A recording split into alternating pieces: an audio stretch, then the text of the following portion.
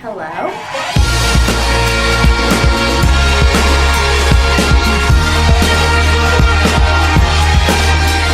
Hi, welcome back to BS with Bella, and I'm with Owen Heinecke today. Owen, how are we? So good, Bella. Thanks for coming on. So, obviously, it's a big year for you, but let's start from the very beginning. When did you fall in love with football, and when did you decided to play that sport as opposed to other sports? Yeah, I kind of came out of the womb with a football in my hand. My dad played for Tulsa. My uncle played for OU. And there's pictures, before I even had a conscience of me, playing with a football. So, that was my first love. I played a bunch of sports growing up, but football was definitely the primary one. Did you play any other sports growing up, or did you mostly focus on football? I played every sport. I Oh, played, no, I played, all the regular kid sports, soccer, basketball, football. I guess those are it. But, and then obviously I played lacrosse later on. I started playing lacrosse in middle school, played through high school. I started wrestling, in elementary school, did that up until high school. So I kind of bounced around a little bit. and obviously, you went to Ohio State to play lacrosse. When did Yeah. you kind of do that big switch into went to Ohio State to play lacrosse. This is what I was supposed to do. And then now you're like, I want to jump back into football. Yeah. So I was recruited in, 2020, 2021-ish, which is right during COVID. So, recruitment was a little bit light. I didn't have hardly any offers for football. But I had gained some attention for lacrosse in large part due to um, my lacrosse coach his name is Callum Crawford. He plays professionally, professional box lacrosse. So he had a Oh, bunch of wow. connections throughout the lacrosse world. And he kind of shipped me off all throughout the country on these lacrosse for these like lacrosse showcases. Mhm. So like I'd play a football game Friday night, and then Saturday morning I'd be, in South Bend or Denver or North Carolina, for these showcases with these different schools. So I started to get some attention for lacrosse, ended up getting, a handful of pretty decent Division I scholarships for lacrosse and not didn't really have anything for football outside, D2 and some of the service academies.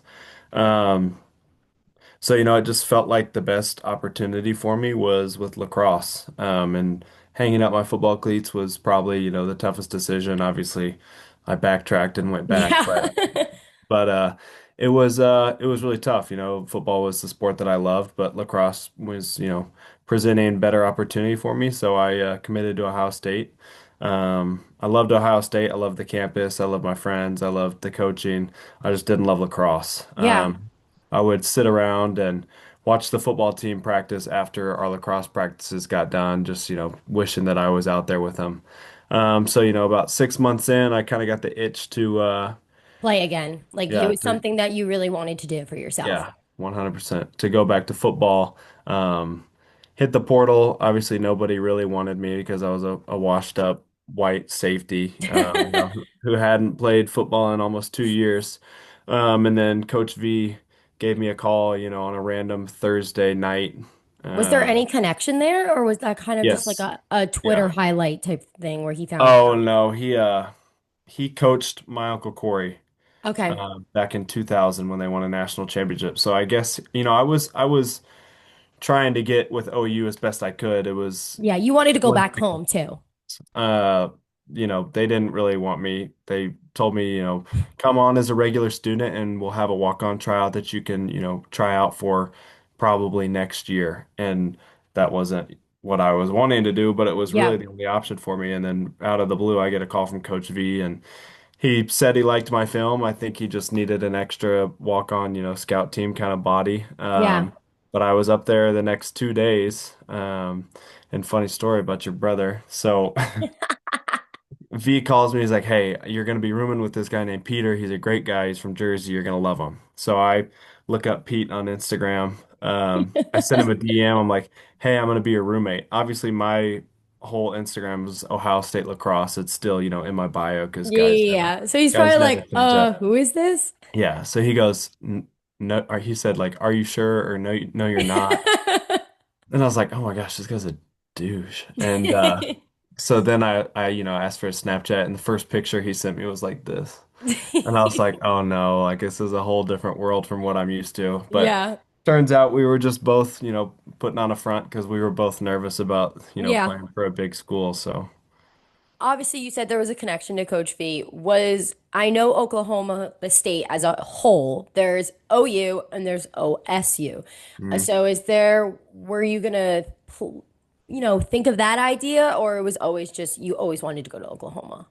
Yeah, so I grew up an OU fan, and obviously that's an in-state rivalry. So for the longest time, disliked Oklahoma State. Yeah.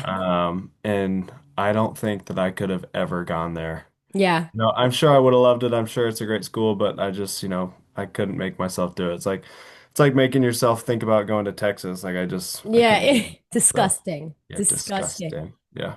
Looking back at your career at Oklahoma, I would say, and you can correct me if I'm wrong, I feel like sophomore into junior year was like a bigger year for you, Mhm. playing and standing out and winning that walk-ons like scholarship and Mhm. really like popping off in the season. Like, what would you say the most memorable moment has been for you at that program?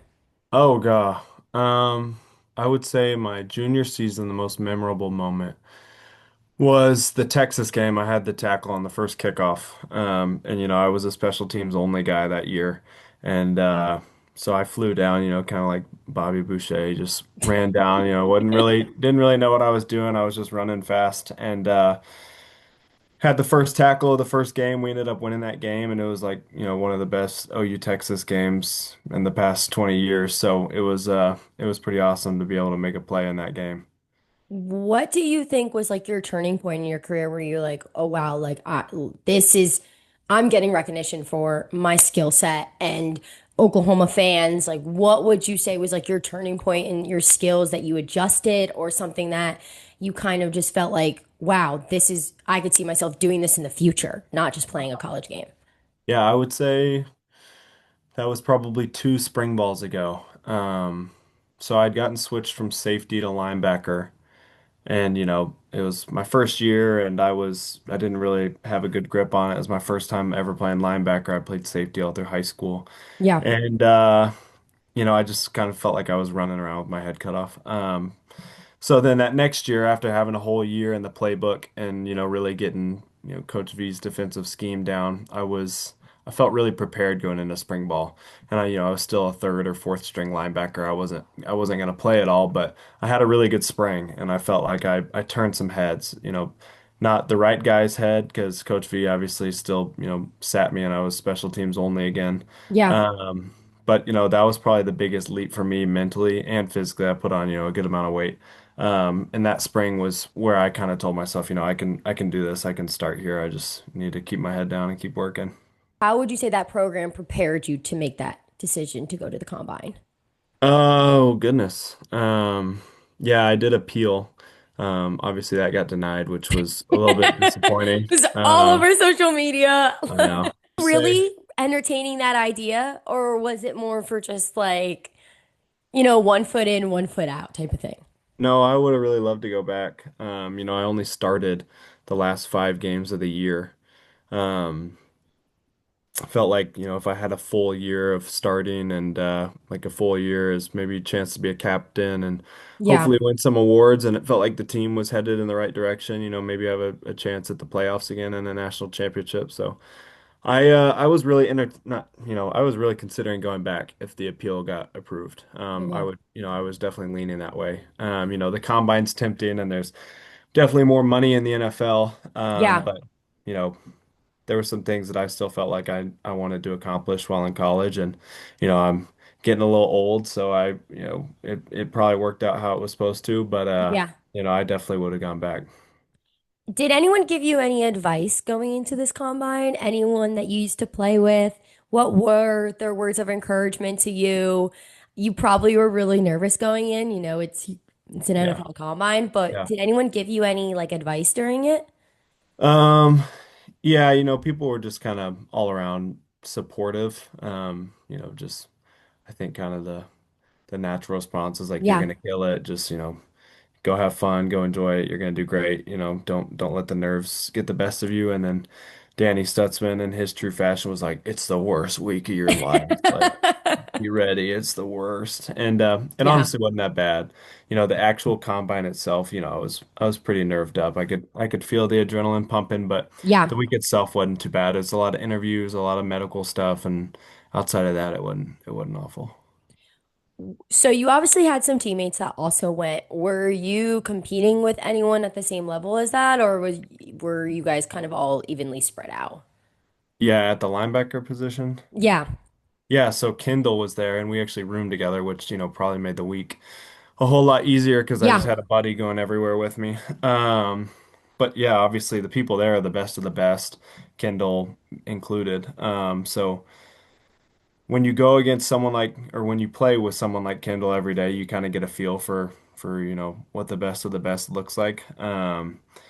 So, there are some freak athletes there, some guys that, tested a whole lot better than I did. But at the end of the day, everybody's human, and some people have physical traits that are better than others, and some Yeah. people don't. And I think it's just kind of what you make with what you have. And, when I was out there, I didn't feel, I felt like I kept up with the best of them. So that was Yeah. a pretty rewarding feeling. What was the entire experience as a whole? Like, walk me through your kind of day there. Yeah. I feel like you can give like the inside of what it's really like being at the combine as a player. I feel like, we hear from like the reporters on what Mhm. their day is like what really is like a realistic day doing like that week. Yeah, I'll talk about one of the days that's not the actual combine day, and then I'll talk about that day as well. So the first day I got there, it's like a straight medical evaluation day. Okay. So they take you to a shuttle to this hospital where, they X-ray and MRI and, CAT scan if you've had head injuries, Do they every, drug test you? Yeah, right? yeah, they drug test. And that's another kind of crazy experience. They make you strip down like completely, and then there's a dude just like in a referee stance, just staring at you. You're like, oh, he in a Yeah, cup. and it's at like 6 in the morning too, so you're just not ready for it at all. So you go to the hospital, you spend almost all day there. The next day they take all your medical stuff, like all your X-rays, your MRIs, your DEXA, your CAT scan, all that stuff, and they give it to an orthopedic surgeon who does like a physical examination of you in this, kind of closed room. He writes down, a full list on a sheet of paper of everything that you've ever had wrong or like any injury, like even down to the slightest thing. Like, Wow. you strained a quad in a practice, like that kind of deal. They know everything. It's crazy. So then that surgeon takes you around, and there's 6 rooms, and these rooms are filled with all these teams medical staffs, like, Eagles medical staff, Texans medical staff, Oh, and they're like wow. shaped in a U, and then in the middle of the U is this table where you just sit and they're all just like kind of looking at you. Yeah, Like a lab rat. literally, yeah, it's crazy. Your surgeon runs through your medical evaluation, and then the teams are allowed to ask any questions that they want. Gotcha. And that took another whole day. And then Hmm. at the end of each of these days is our interviews from 7 to like 11:30 at night. Yeah. There's informal and formal interviews. Formal Gotcha. interviews are in like a closed off room. Informals are in this like big room, and these teams will just come and grab you like, hey, we want to talk to you, and then they talk to you for 15, 20 Oh, minutes. wow. So it's like pretty Um, much an interview to like an yeah, interview yeah, for the yeah, team if they're looking for you. Gotcha. yeah. And some teams want to, just get to know you, like what's your family like, how many siblings do you have, are your parents still married, that kind of deal. Hmm. And some people just want to watch football and talk football the whole time. It just depends on the team, I think. Yeah. So that goes on for 3 days. Fourth day is the actual combine. You wake up and it's a pretty chill day, and then you go out to the field whenever your group is supposed to go and warm up, run through some mobility tests that they, write down how mobile you are. Then you do vert, broad jump, 40, Yeah. LB Do all of it. drills, L drill, 3 cone, and then that's it, and then you're done. And then do you fly out? Is that kind of how it rolls? Did they fly you in and out, or is that kind of on your own dime? Yeah, they fly you in and out. They pay for Wow. that. So did they Yeah. feed you and everything? Like you guys kind of had like a set schedule. And then Yeah. obviously you had media. Yeah. There was some stuff about you. What do you think, and you can answer this if you like, what is the possibility of you really playing at that level? Do you really see yourself having a shot, or do you think it's one of those things that you took a shot, you're hoping it works, but you have a backup plan type of thing? I mean, I will always have a backup plan. That's what I went to Yeah. college for. Got my degree and I'm working on my master's right now. But I know I can play in the NFL. Yeah. You know, I know my role in this draft is probably, a fourth round guy, and I'm getting drafted to go and make an impact on special teams at the start, and then, kind of wait my opportunity for a shot at linebacker. But I'm excited, and I think whatever team gets me will be pleasantly surprised. Yeah. And I'm looking forward to it. I can't speak to how long my career is going to be, but hopefully it's, as long as possible. How would you say like the process is after? I know you're kind of in it right now, so you can't fully speak to the full, extent of it, but how does it work for someone like you that goes into this combine? Is it a waiting game? Is it kind of just like what are you guys knowing if you're going to even be in this draft? Like kind of like how is that? I know people are probably wondering how that even works. You go to a combine, you Yeah. try out. Do they ever tell you if you're gonna, be potentially drafted? Are you like, draft day comes and you guys are all like hanging out at that perfect house with the camera in front of you? Like, kind of how does that kind of like work? Yeah. So towards the end of your season, like your college season, these they call them all-star games. So like the Senior Bowl, Yeah. the Hula Bowl, the Shrine Bowl, they'll reach out and let you know if you got one. Like Okay. if you're invited to one. So I got invited to the Senior Bowl game, which was at the end of January. Played well in that. I had already gotten an invite to a combine, so they send you an email saying like you're invited to the 2026 Yeah, NFL yeah, yeah. Combine. So I got that email. This whole time I'm training, like I'm down in Dallas at a place called Exos, working on my 40, working on, linebacker drills, my agility and strength and all that stuff. So I'm doing that for, you know, almost 2 months until February 26th when the combine was. Yeah. So yeah, I mean, I knew I was going to the combine when they sent me the invite. And then the whole thing is just preparation for that. If you don't get an invite to a combine, you can participate at your school's pro day, and our pro day is next Thursday, Gotcha. the 12th. And so a lot of guys that didn't get invites to the combine, they'll be performing there. And even the guys that went to the combine will you have a chance to redo something that, you weren't proud of, or Gotcha. like the Cowboys will be there to do a workout with me, Okay, me and cool. Kendall. And then after that, there are things called 30 visits, which each NFL team gets to choose 30 players that they want to come visit. And so they'll fly you out So to, that will be kind of your next step in whether you know yeah, where you are in this draft. yeah. And then I'm already having meetings with teams, so there's a bunch of, teams will call you and set up Zooms and all this stuff. Just some people again want to get to know you, some people want to talk ball the whole Football. time. And I think you have a pretty good, so there's scouts all over. There's area scouts, and then there's, scouts for the actual team, and then there's coaches for the teams, and they all will give you a projected draft grade. Okay. And sometimes it's spot on, and sometimes it's off in a good way or a bad way. Mm-hmm. So they give you kind of a projection, and that's really all going into the draft. If you go run you know, a super fast time at the combine, obviously your projection will probably go Go up. If hot. you, Yeah. if you suck at the combine, your projection will probably go down. Um, but you really don't know unless you're like a guaranteed first rounder. You don't know for certain where you're going to go until draft day. And so, yeah, Yeah. it's kind of a surprise. Like, there was a couple guys on our team last year that were projected probably second or third round, and they fell to the fourth round, and nobody was really expecting it. So it Yeah, it's kind of just, one of those things you just never really know. yeah, you don't Um, know.